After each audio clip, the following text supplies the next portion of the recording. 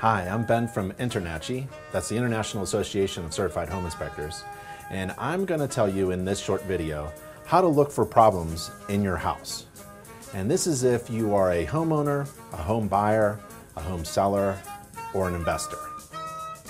And I'll also tell you right now what those problems are likely going to be, because we have data.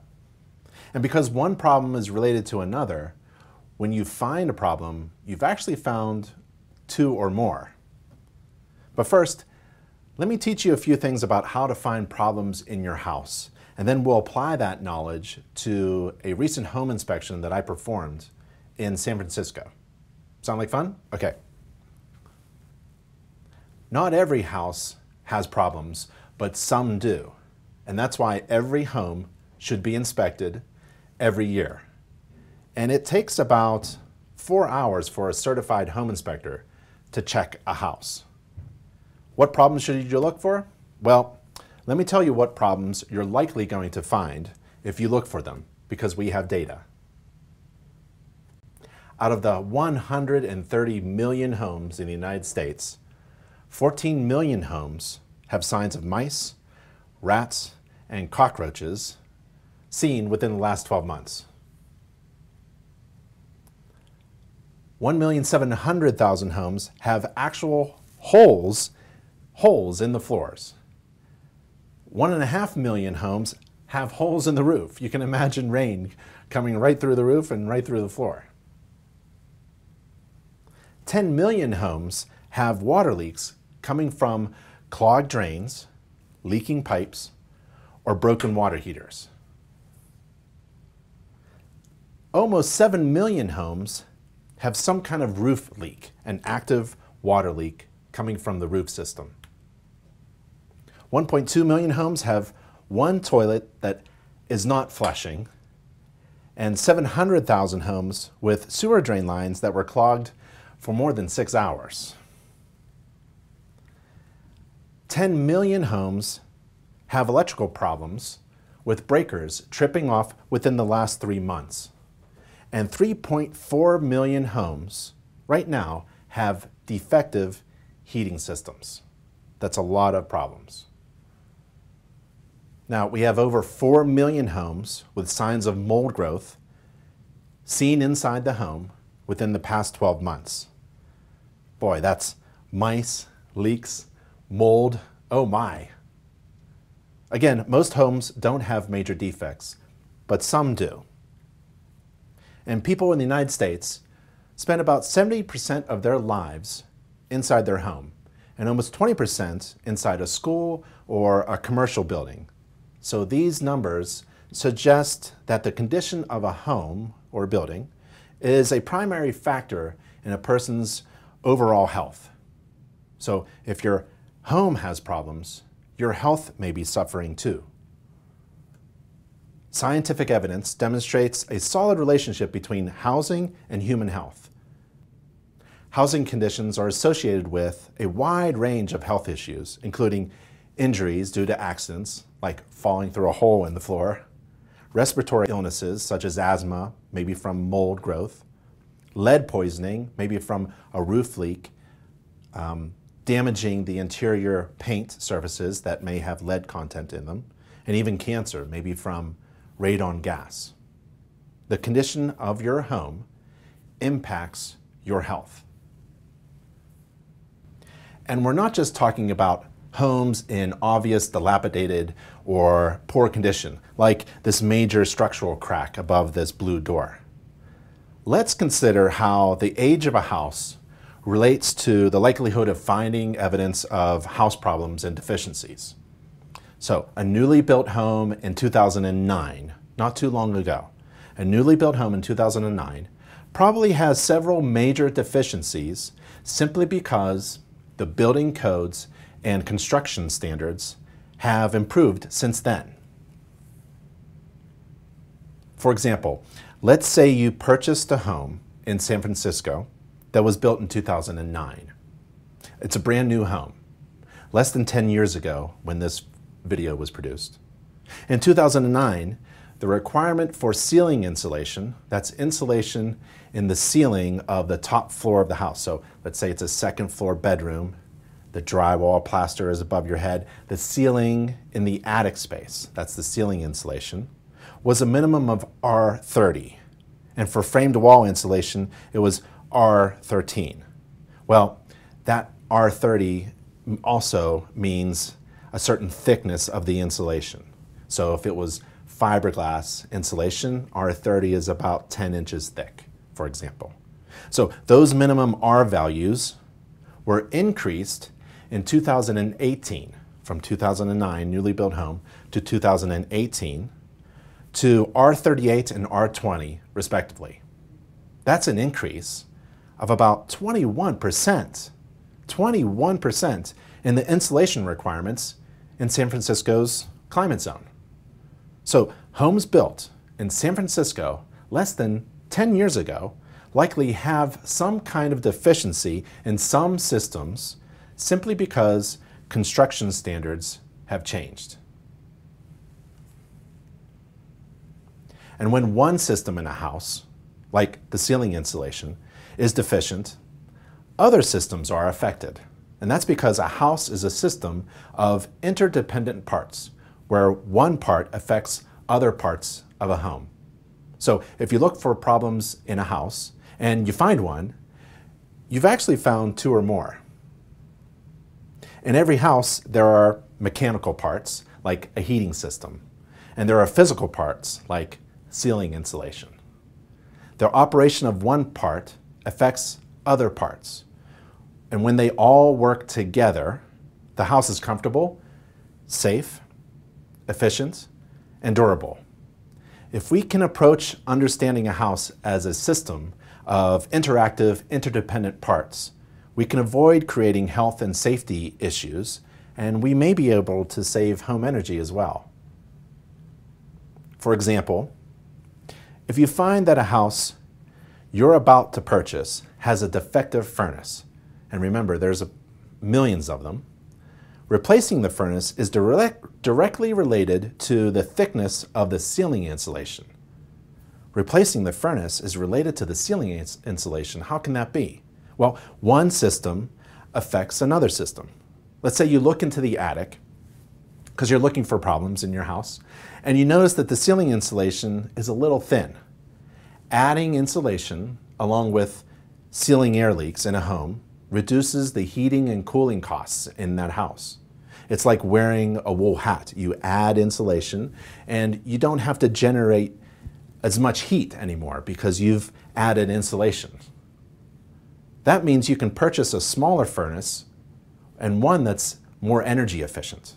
That's how two systems are related to each other. And the good news is that most physical and mechanical problems and hazards in a house are totally preventable. And it starts with inspecting the home. A healthy home provides a safe and healthy environment for you, the people you love, your friends, your family, and even your pets. Here's what to look for when purchasing a home that is healthy. A healthy home should be dry, clean, safe, pest-free, free of contaminants, well ventilated and well maintained, and thermally controlled. A healthy community starts with a healthy home. And to help determine the health of a home, there are a few things to look for and do. Let's go over them. InspectorSeek.com. Well, a home inspection should be a part of a homeowner's routine home maintenance plan. So contact your local home inspector and get your home inspected. Visit InspectorSeek.com. A home inspection should be a part of a homeowner's routine home maintenance plan. We need to keep our homes healthy, and it starts with looking around your house, checking the systems and components, and determining their condition. So let's say you're purchasing a home and you want to check that home yourself. Here's what to look for. Here's something you don't want to see in your home that you're about to purchase.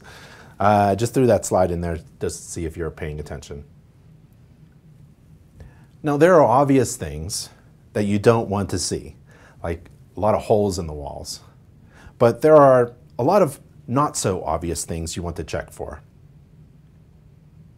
Water. Water brings life, but it can also destroy. So I'm a certified professional inspector through InterNACHI. And when I inspect a house, I start outside and I think about water and how it moves and flows, especially during a rainstorm. Nothing on a house, on the exterior of the house, is actually waterproof. It's only water resistant. So if you have a sloped shingle, asphalt shingle roof, it's not a waterproof system. It's water resistant. Water hits the asphalt shingles that are sloped, and the water is shed away. It's designed to shed and divert water away and drain that water down the sides somehow in a controlled manner and away from the house foundation. A house is not like a nice waterproof insulated jacket from one of my favorite clothing stores.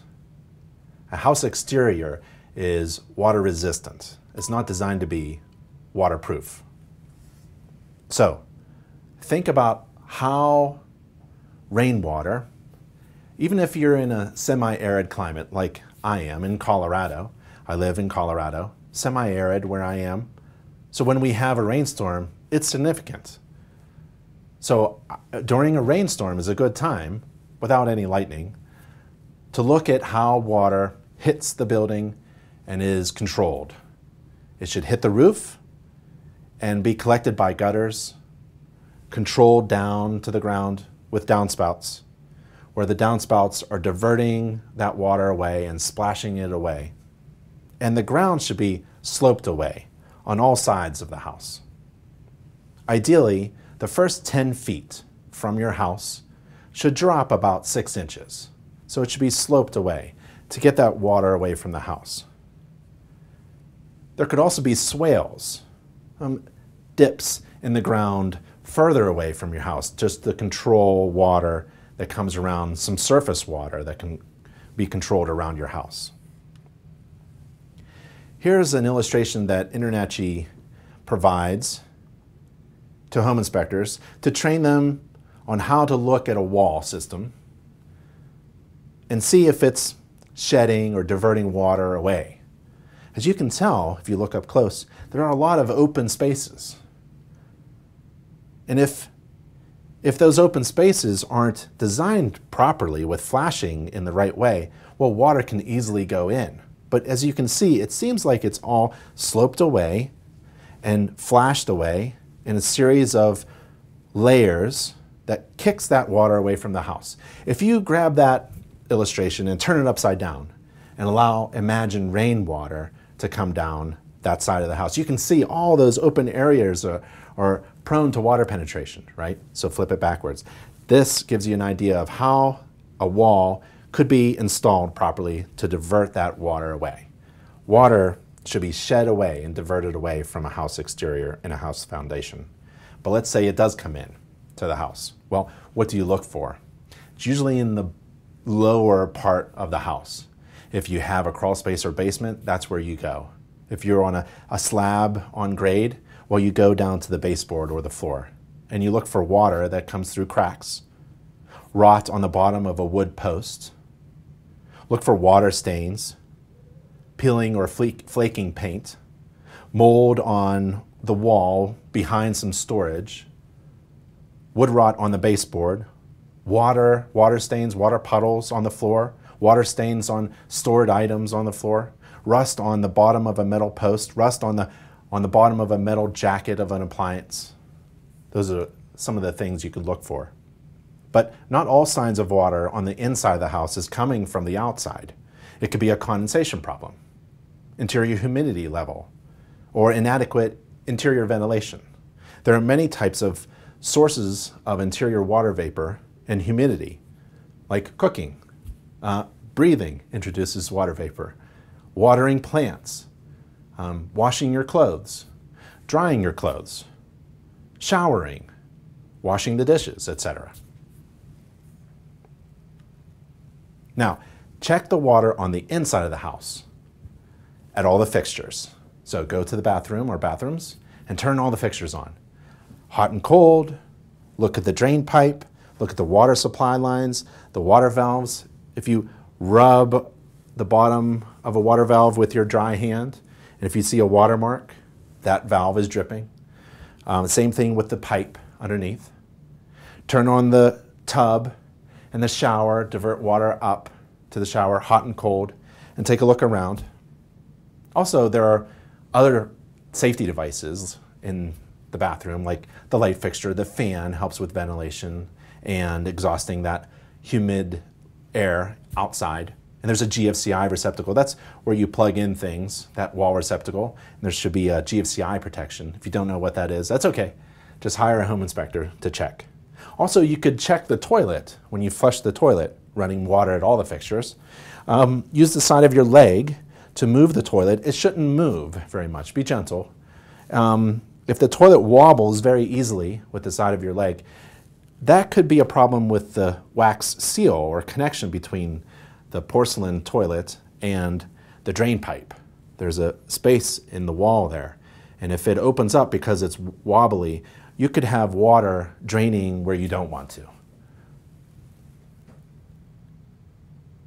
On the inside, there are many things to look for, but signs of major structural settlement is primary, is a good concern to look for evidence of that. And here's what to look for. It's a pretty easy trick.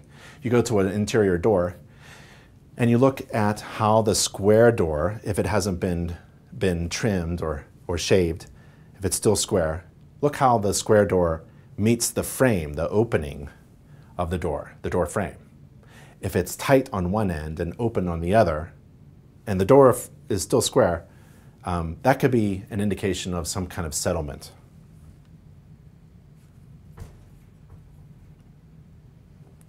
Structural failure in a wall is very difficult to diagnose, but there are some general signs. Rule of thumb is if the wall is leaning over, that could be an indication of a problem.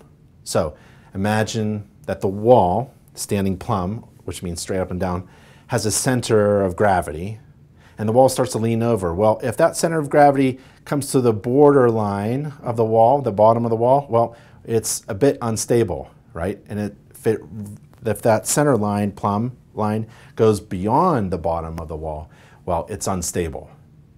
It could lean over like this, like a retaining wall, or it could bulge in as if the basement wall, foundation wall, is being pushed by some kind of pressure from the ground.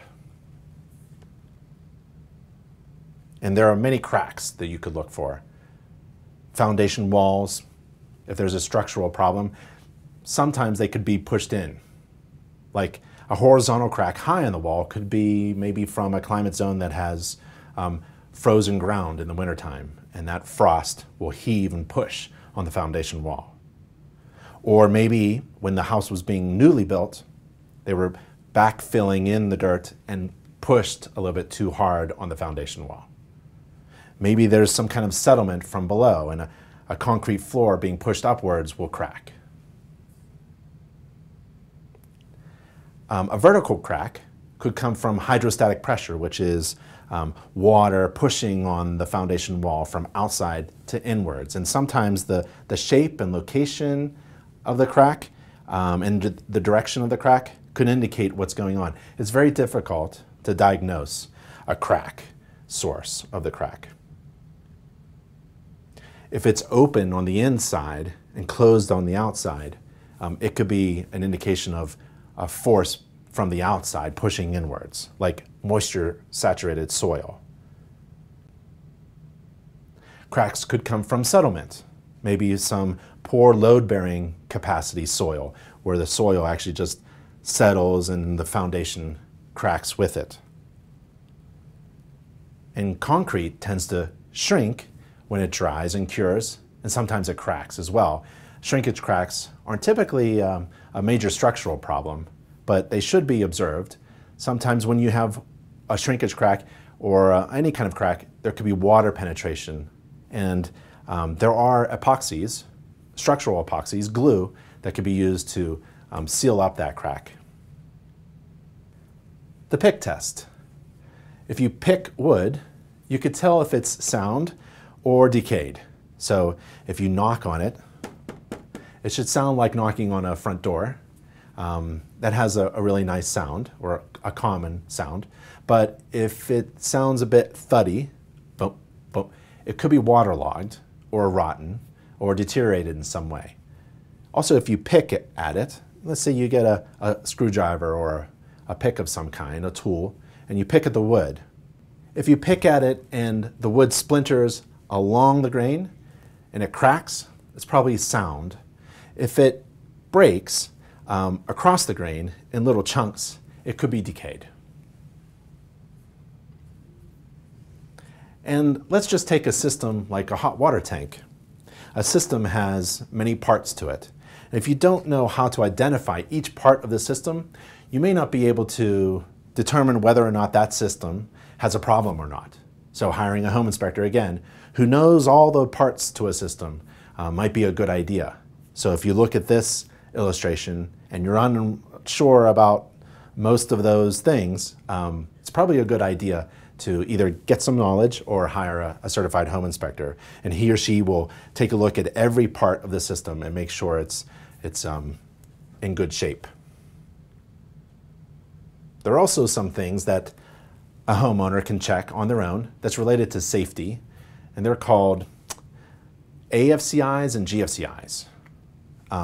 AFCIs stands for arc fault circuit interrupter. GFCIs stand for ground fault circuit interrupter. They're similar but different, and they're located in different places.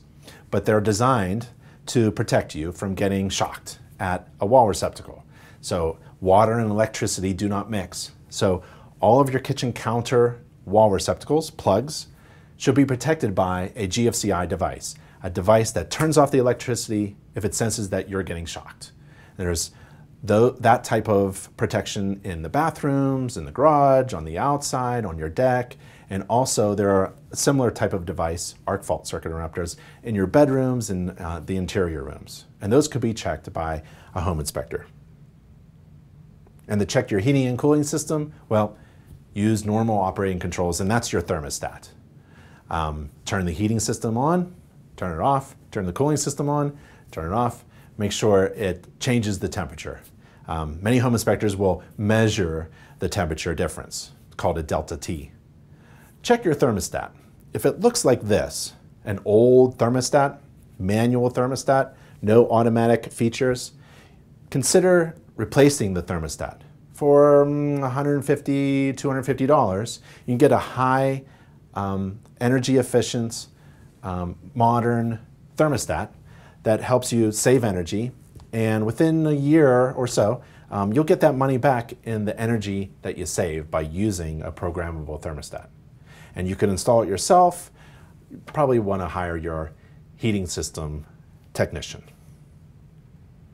So let's take what we just learned, that knowledge, basic knowledge about finding and looking for defects in your house, and let's apply it to a recent inspection. Let's review that inspection that I did, and it's in San Francisco. So on the outside, one of the things you can do to see if the structure is okay is to look for corners, inside or outside corners, like outside corners, and look straight up. Put your nose right on the corner and look up. It should be straight up. If you see that the corner kind of waves around, that could be an indication of a structural settlement that you don't want. And when you see a lot of pipes on the outside of the house, that could be an indication of something being renovated or in the process of being renovated, or something old. So nowadays, you don't have drain pipes from the fixtures. Remember we ran water at all the fixtures in the bathrooms? You don't have those pipes on the outside, in a cold climate zone especially. And you want to look for where the siding, the outside of the house, meets surfaces. And you don't want any gaps. So remember, water needs to shed away from the house exterior and be diverted away from the home. When you have a hard surface like a concrete sidewalk up against your house, you want to make sure that everything is sealed up. You don't want water to be trapped where one surface meets another. and there are some electrical lines. Electricity is supplied to your house somehow, maybe from underground or above. If it's above, those electrical lines are live. If you touch them, it's fatal. So you don't want those live electric lines near any windows like this one. You open a window there, you can touch those live electrical lines. That's not good. Sometimes there are water faucets on the outside, so you want to turn those hose bibs on, or you stick the hose on, right? And make sure that they all work. This one didn't have a handle.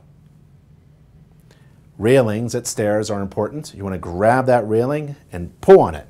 If it comes off, that's no good. So when you need that handrail to be there because you're falling or someone's falling and needs to grab onto something, you want that to be secured. So feel free to grab onto a railing and make sure it's still attached to the house structure.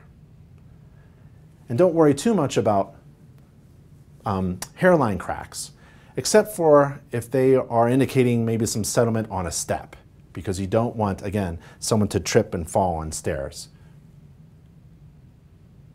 And in the backyard, you want to make sure that there aren't any low-lying areas that could collect rainwater and puddle up right next to the home foundation. You want everything to divert water away. And you don't want dense vegetation to be pushed up against the siding of the house, especially if your house siding is made out of wood. And if you don't know what some boxes, electrical boxes or devices are on the outside, try to find out what they are so that everything is working properly and there are no safety hazards. Again, there's another handrail that I found on this house, and I wanted to make sure it's properly installed and secure. Try to pull it. One of the things that I find that are missing often are the water catch pans underneath the clothes washer, particularly when the clothes washer is on the first or elevated floors of a house. If there is a leak, you want to catch that water and drain it away by using a safety catch pan underneath the clothes washer appliance. And all receptacles in the laundry need to be protected by that GFCI that we talked about. And the hoses supplying water, hot and cold water, to the clothes washer should be pressure tested, not old black rubber hoses. Replace those. In the kitchen, if you have an island, give it a shake. Just like you tried to wobble your toilet in your bathroom to the side, that island should not move. And we've had cases in the past where an island was installed in the kitchen and it fell and hurt people. Every receptacle on a kitchen counter area in the kitchen, everywhere, should be protected by a safety device called a GFCI. Test your heating, the heating elements of the stove or oven. This one wasn't ventilated, so we had a gas supplied range, but those exhaust gases, they need to be ventilated outside. Turn the dishwasher on and off. If it leaks, well, that could be a gasket issue. And there's the kitchen. Hot and cold water at the sink fixture. Maybe there's a spray device. Garbage disposal, turn that on. Put your dry hand underneath the trap, the water pipe, the drain pipe. If it's wet, under the hot and cold valves, supply lines, and turn everything on for a while and see if there are any leaks. And turn the oven elements on. Don't burn your hand. And a really nice historic feature like this in a renovated unit is really nice to see. However, be careful. Be aware that there are some materials that had lead content in it. So if this chimney was painted, and it was, and then the paint was peeled off, some of that paint is still on there. And if you have children in the house, some of that lead content, paint, lies on the floor as dust, and when children walk around, it gets on their hands and they put it in their mouths. Every bathroom should be ventilated with a fan. If it has a window, great. But in this community, the townhouses are kind of tight with one another, and when we open up a bathroom window, the roof, which is accessible from the neighbor, The neighbor's roof is there, and somebody could easily just walk right in. So it was a bit of a safety concern that I wanted to bring to my client. And there I am with the leg in the toilet and reaching underneath to see if there are any leaks at the bathroom sink, testing the GFCI receptacle, testing the shower and the tub, and there's the high efficiency programmable thermostat that helps you save energy. And all the windows and doors and interior surfaces should be checked. All the window locks should work. The door locks should work as well. And if you see a wall receptacle with a lot of wires going into it and being plugged in, well, it could be a concern. Maybe there aren't enough wall receptacles in the older home, or maybe there's just a use of too many wires and extension cords. And open up and close and lock all the doors, interior doors. I like this pocket door here. And make sure your fireplace, whether it's an actual wood-burning fireplace or a gas fireplace or something decorative, make sure it's functioning properly and safely, especially if it has gas applied to it. Have a professional technician inspect it and make sure everything is working well. And all fireplaces should be inspected and cleaned every year. And if you have a really nice fixture in the house, that's great, but make sure it's secured and it doesn't fall off, or if it's bumped, it can swing and be still safe for everyone. And sometimes you'll find that there are wires on the inside of the home attached to the inside wall area, and it kind of moves around, or maybe it's an extension cord or something. Try to find out what it is. If it's a live wire, right, from a plug, and it's plugged into something like a light fixture, that's a concern. If it's a low voltage, maybe a doorbell or security wire, that's probably okay. Low voltage is okay. No one's going to get hurt. So it's sometimes difficult to determine what type of wire it is. And interior surfaces, like a crack or a patch in this really nice wooden plank flooring, is really of no concern to a home inspector. And the trim at the kick area where your toes are, underneath a kitchen cabinet, let's say, if it's loose, that's pretty minor to fix. So, we learned that every home should be inspected every year. And this advice is really for every homeowner. It should be part of a homeowner's routine maintenance plan. Not every house has a major problem, but some do. And there are many parts of a house that should be inspected prior to purchasing that house to help ensure that it's safe and healthy. Consider contacting your local home inspector by visiting inspectorseek.com. My name is Ben Gromicko. I'm from InterNACHI. That's the International Association of Certified Home Inspectors. Thank you.